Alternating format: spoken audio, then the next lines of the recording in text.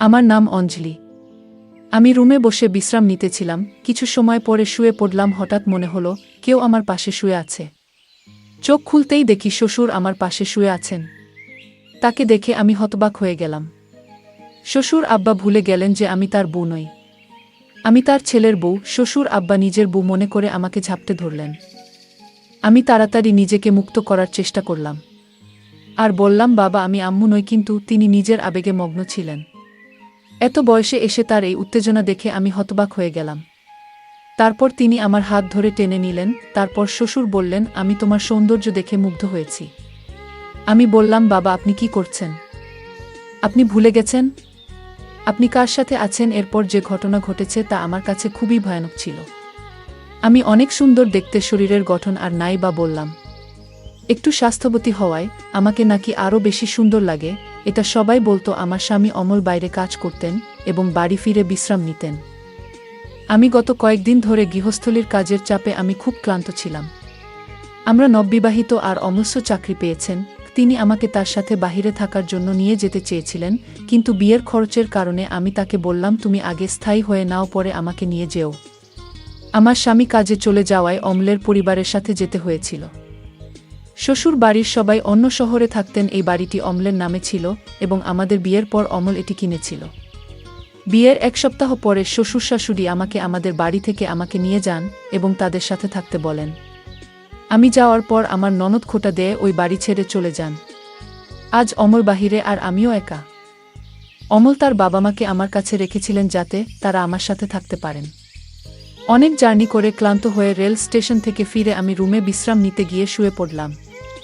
হঠাৎ মনে হলো কেউ আমার পাশে শুয়ে আছে। আমার আতঙ্কে চোখ খুলতেই দেখি শ্বশুর আমার পাশে শুয়ে আছেন। তাকে দেখে আমি অবাক হয়ে গেলাম। আমি উঠতে চাইলাম, তিনি আমাকে ঝাপটে ধরলেন আর বললেন, রানী তুমি খুব আরামে ঘুমাও। আমার শাশুড়ির নাম ছিল রানী। আমি তাড়াতাড়ি বললাম, বাবা আমি আম্মু নই, আমি অঞ্জলি, আপনার ছেলে অমলের বউ। তারপর দরজার কাছে গিয়ে আওয়াজ করতে লাগলাম। শ্বশুরের এই সব আচরণ আমার কাছে খুব অদ্ভুত লাগছিল। হঠাৎ আমার শাশুড়ি ঘরে ঢুকে জানতে চাইলেন, বৌমা তোমার শ্বশুর এখানে কি করছেন? এরপর আমি চুপ করে রইলাম। তখন আমার শাশুড়ি বিব্রত হয়ে বললেন, তোমার শ্বশুর স্মৃতিহারা রোগে ভুগছেন, তাই হয়তো ভুল করে এখানে এসেছে। আমার শ্বশুরের নাকি মাথায় সমস্যা ছিল। এই কথা শুনো আমি তখনই স্বস্তি পেলাম। শ্বশুরের ভুল বোঝার কারণে এই ঘটনা ঘটেছে, যা আমার কাছে ভয়ানক ছিল। কিন্তু আমার শ্বশুর কি আসলে স্মৃতিভ্রষ্টতার কারণে ভুল করে আমার ঘরে এসেছিলেন, নাকি অন্য কোনো উদ্দেশ্য ছিল? আমি ওই দিন দরজা বন্ধ করিনি। আমরা তিনজনেই এই বাড়িতে থাকতাম। যোহক আমি আবার শুয়ে পড়লাম, কিন্তু ঘুমাতে পারছিলাম না। আমার স্বামী এখন বাইরে থাকে, তাই আমাকে শ্বশুর শাশুড়ির সাথে থাকতে হয়। প্রায় 2-3 মাস ধরে আমি একাই ছিলাম। বিবাহিত হওয়ায় স্বামীর ইচ্ছা মেনে নেওয়া ছাড়া আর কোনো উপায় ছিল না। হঠাৎ আমার স্বামীর পরিবার, আমাদের 4 পরিবার আমাদের বাড়িতে বেড়াতে এলো। আমার শ্বশুর স্মৃতিভ্রষ্ট ছিলেন, যা আমাকে চিন্তিত করেছিল। আমি বিয়ের আগে এসব কিছু জানতাম না, কিন্তু এখন বুঝতে পারলাম তার সাথে থাকা খুব কঠিন হবে। বিয়ের পর পুরো 1 সপ্তাহ শ্বশুর শাশুড়ি আমাদের বাড়িতে ছিলেন। সেই সময় শ্বশুরের অসুস্থতার কোনো লক্ষণ আমি দেখিনি, কিন্তু অমল চলে যাওয়ার পর তার স্মৃতিভ্রষ্টতা প্রকাশ পেল। এ অবস্থায় তার কাছে যাওয়া বা তার যত্ন নেওয়া কঠিন হবে। আমি সারা রাত এ বিষয়ে ভাবতে ভাবতে সকালে রান্নাঘরে গেলাম নাস্তা করতে। ঠিক তখনই আমার শ্বশুরের কোনো সমস্যা হলো। সে আমার রান্নাঘরে চলে আসলো। আমি চিন্তিত হয়ে এভাবে বললাম, কি ব্যাপার বাবা, এভাবে হাঁটছেন কেন? তিনি বললেন, অঞ্জলি তুমি খুব সুন্দর, তোমাকে খুব ভালো লাগছে। এই বলে আমাকে পাজাকড়ে ধরলেন। আমি বললাম, বাবা আপনি কি করছেন? তিনি বললেন, অঞ্জলি আমি তোমাকে নিয়ে রোমান্স করব, তোমার সৌন্দর্য দেখে আমি মুগ্ধ হয়েছি। আমি বললাম, বাবা আপনি কি ভুলে গেছেন আপনি কার সাথে আছেন? আমার শ্বশুর বলল, আমি জানি আমি কার সাথে আছি। সে আমাকে কাছে পাওয়ার জন্য পাগল হয়ে গেছিল। আমি তার এই উত্তেজনা দেখে হতবাক হয়ে গেলাম। এই সময় হঠাৎ মা ঠান্ডা হাওয়া খেতে খেতে বারান্দায় এসে জিজ্ঞেস করলেন, কি ব্যাপার অঞ্জলি, কোনো সমস্যা আছে? আমি উত্তর দেওয়ার আগেই আমার মা শ্বশুরের হাত ধরে তাকে রান্নাঘর থেকে নামিয়ে নিলেন। তিনি বললেন, বিয়ের স্মৃতিভ্রষ্টতার কারণে ভুল করে এখানে এসেছে। আমার কথা আমার মাও শুনলেন না। পরদিন অমল ফোন করল। আমার শাশুড়ি মার কাছে আমি ফোন চাইলাম, কিন্তু শাশুড়ি মা এসে বললেন, বৌমা তুমি তোমার বাবার ব্যাপারে অমলকে কিছু বলো না, নইলে সে টেনশনে পড়ে যাবে। এরপর বললেন, অমলের একটি গুরুত্বপূর্ণ মিটিং আছে। রাতে ফোন করবে তখন কথা বলো। আমি সারারাত অপেক্ষা করেও অমলের কোনো ফোন পেলাম না। আমার শাশুড়ি পাশে বসে টিভি দেখছিলেন।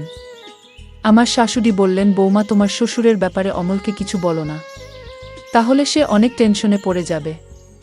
আমি বললাম, শাশুড়ি মা, বাবাকে ওষুধ খাবান, শ্বশুরের স্মৃতিভ্রষ্টতা বেড়েই চলেছে।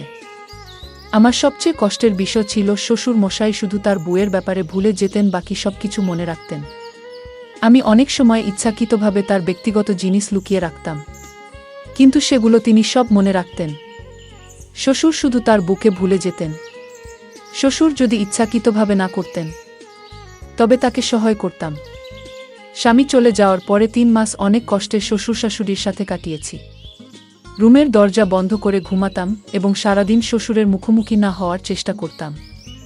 একদিন দুপুরে তালা লাগাতে গিয়ে দেখলাম দরজাটা ভাঙ্গা। আমি চিন্তা করলাম, এটা কি করে সম্ভব, কারণ সকাল পর্যন্ত দরজার তালা ঠিক ছিল, রাতে আমি কিভাবে ঘুমাবো? এই ভাঙ্গা দরজা দিয়ে যে কেউ ঢুকতে পারে। তাই আমি কাউকে কিছু না বলে আমার বাবার বাড়িতে চলে আসলাম। কিছুদিন পর অমল ছুটিতে বাসায় আসলো এবং আমাদের বাড়িতে আসলো। আমি অমলকে সব খুলে বললাম। অমল আমাকে তার সাথে তার চাকরির স্থানে নিয়ে গেলেন আর আমাকে বললেন তার বাবার ব্যাপারে কাউকে কিছু না বলার জন্য, কারণ অমলের বাবা আমাকে কাছে পাওয়ার জন্য এই নাটক করেছিল। আর আমার শাশুড়ি আমার শ্বশুরের চাহিদা না মেটাতে পেরে শ্বশুরকে সহযোগিতা করত। আমি আর অমল তারপর থেকে আর কখনো বাড়িতে যাইনি। এখন আমরা খুব সুখে আছি। প্রিয় দর্শক, এই গল্প থেকে আমরা একটি গুরুত্বপূর্ণ শিক্ষা নিতে পারি। সব সদস্যদের প্রতি যত্নশীল এবং সম্মানজনক আচরণ অত্যন্ত জরুরি। মানসিক অসুস্থতা থাকলে বিশেষভাবে ধৈর্য ও সহানুভূতি প্রদর্শন করা উচিত। আর যদি কেউ আমার শ্বশুরের মতো হয়, তাহলে তার থেকে দূরে থাকা ভালো।